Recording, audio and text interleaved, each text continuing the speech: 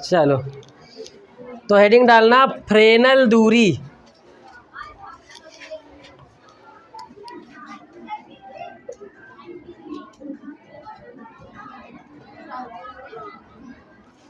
Fresnel दूरी हो गया। तो लिखना प्रकाश पुंज द्वारा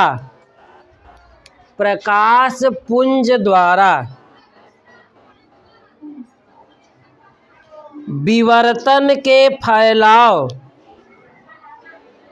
प्रकाश पुंज द्वारा विवर्तन के फैलाव होने से पहले तय की गई दूरी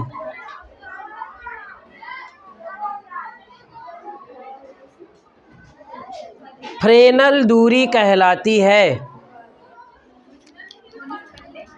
तय की गई दूरी फ्रेनल दूरी कहलाती है।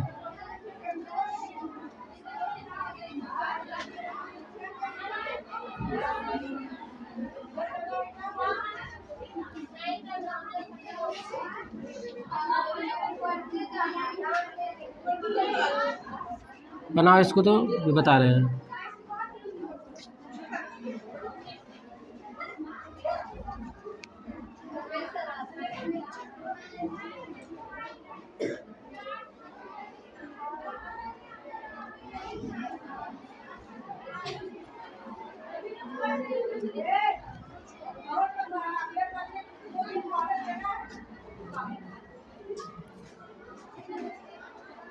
देखो यहाँ पे ये आपका कोई स्लिट है और इस स्लिट से प्रकाश किरणें जा रही हैं, तो यहाँ पे विवर्तन की घटना होगी।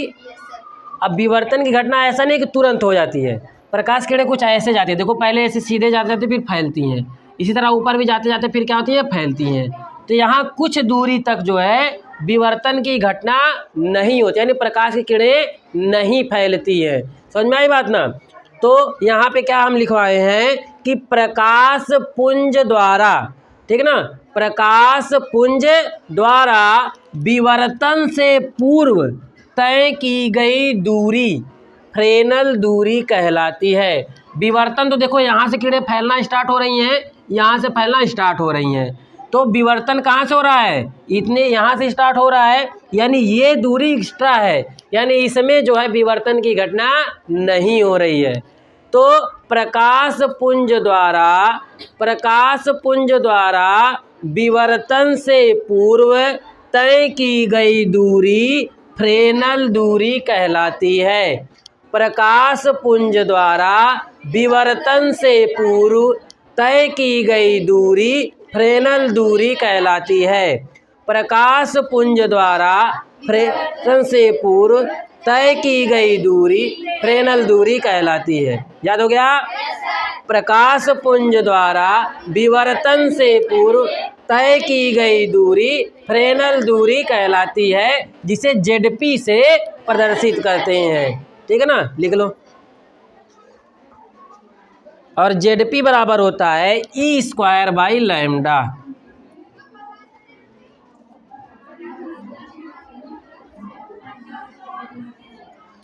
ई क्या है, इस स्लिट की चौड़ाई है, ये सब जानते हो आप लोग। और लैम्डा जो प्रकाश भेज रहे हैं उस प्रकाश की तरंग दैर्घ्य है।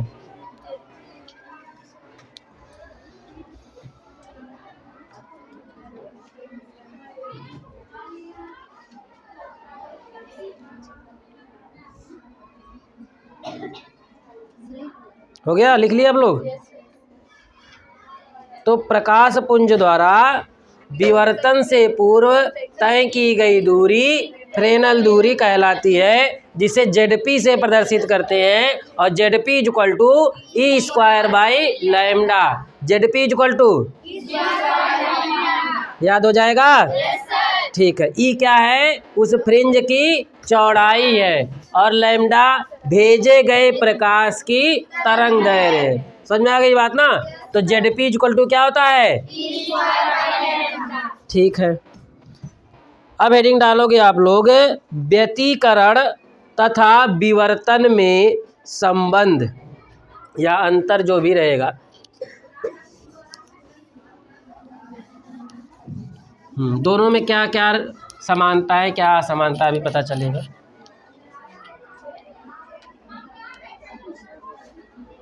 तो ऐसे आप टेबल बना लोगे, एक तरफ व्यतिकरण लिख लोगे और इधर विवर्तन।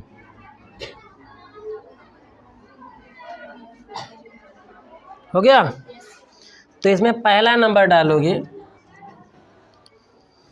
दो कला संबद्ध स्रोतों से, दो कला संबद्ध स्रोतों से आने वाली प्रकाश तरंगों, दो कला संबद्ध स्रोतों से आने वाली प्रकाश तरंगों के अध्यारोपण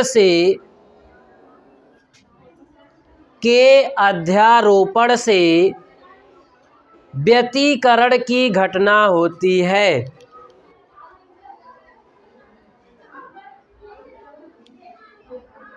हो गया। अब अगले में लिखोगे, इसमें पहला नंबर डालोगे,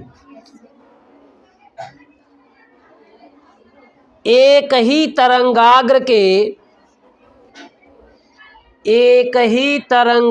के विभिन्न बिंदुओं से, एक ही तरंगाग्र के विभिन्न बिंदुओं से निकलने वाली द्वितीयक तरंगिकाओं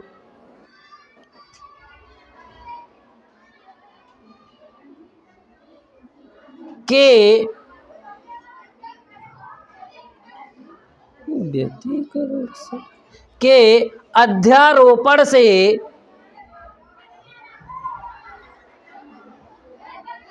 विवर्तन की घटना होती है।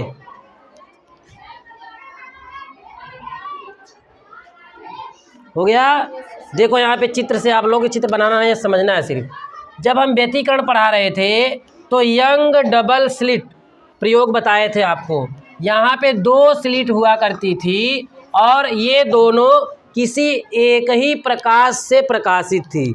ये दोनों स्लिट में किसी एक प्रकाश स्रोत द्वारा ही प्रकाश जाता था। ऐसे हम बनाए थे, यहाँ सोर्स था और प्रकाश किरणें ऐसे जाती थी।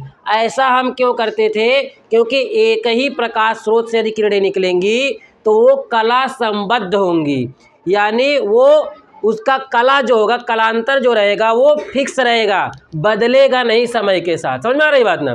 तो एक ही स्रोत से हम दो कला संबद्ध प्रकाश स्रोत निकालते थे और उनके अध्यारोपण से कौन सी घटना होती थी? व्यतिकरण की घटना होती थी। कितने स्लिट होती थी? दो।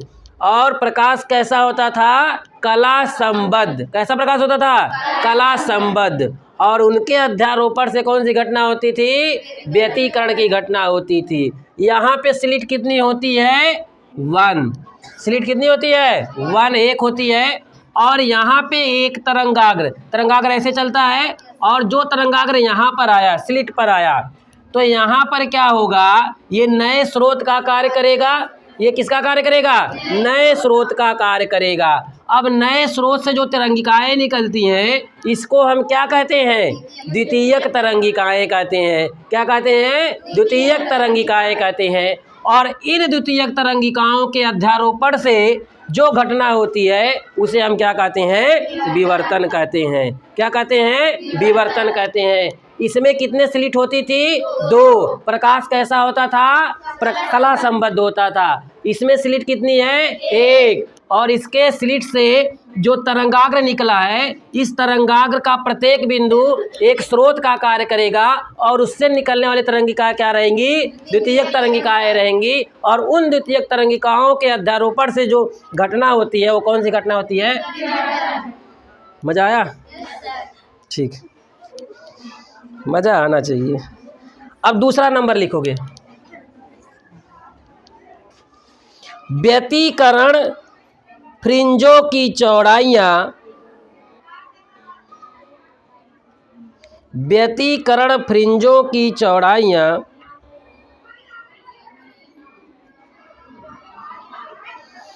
समान हो सकती हैं और नहीं भी हो सकती हैं, समान भी हो सकती है और नहीं भी हो सकती हैं। इसके सामने लिखोगे दूसरा, विवर्तन फ्रिंजों की चौड़ाइयाँ कभी समान नहीं होती।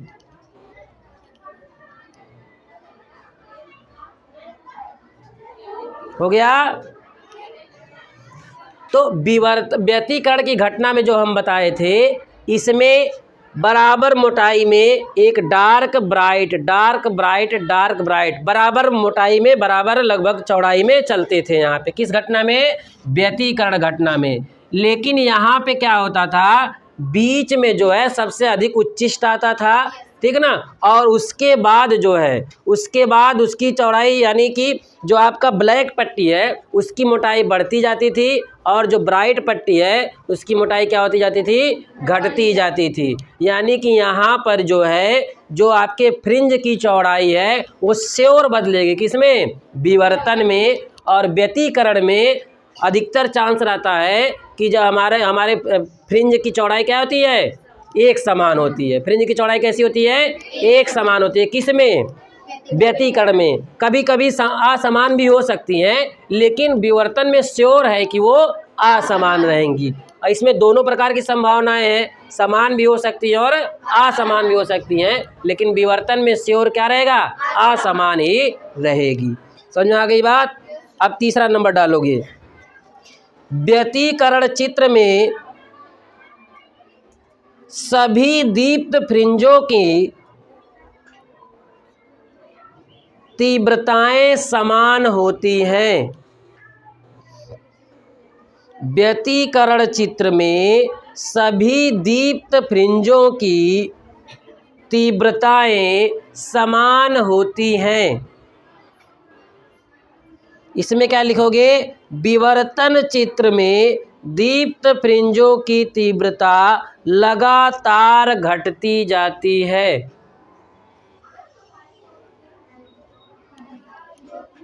हो गया? हाँ, विवर्तन में बोले हैं कि विवर्तन चित्र में दीप्त फ्रिंजों की तीव्रता लगातार घटती जाती है। हो गया? तो व्यतिकरण में जो फ्रिंज की तीव्रता थी, दीप्त फ्रिंज की तीव्रता थी, वो क्या थी? सभी की एक समान होती थी। लेकिन विवर्तन में जो आपके दीप्त फ्रिंज की तीव्रता थी वो क्या होती थी? लगातार घटती जाती थी।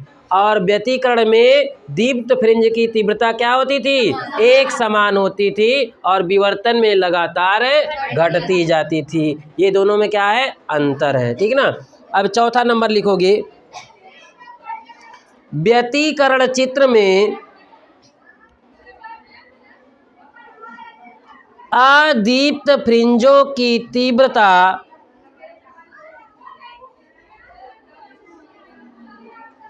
व्यतिकरण चित्र में अदीप्त फ्रिंजों की तीव्रता न्यूनतम होती है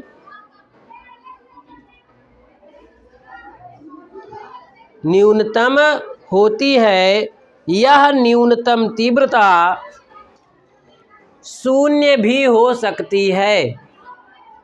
यह न्यूनतम तीव्रता शून्य भी हो सकती है। इसमें लिखोगे, विवर्तन चित्र में अदीप्त फ्रिंज की तीव्रता विवर्तन चित्र में अदीप्त फ्रिंज की तीव्रता लगातार विवर्तन चित्र में अदीप्त फ्रिंज की तीव्रता न्यूनतम होती है, परंतु कभी शून्य नहीं हो सकती।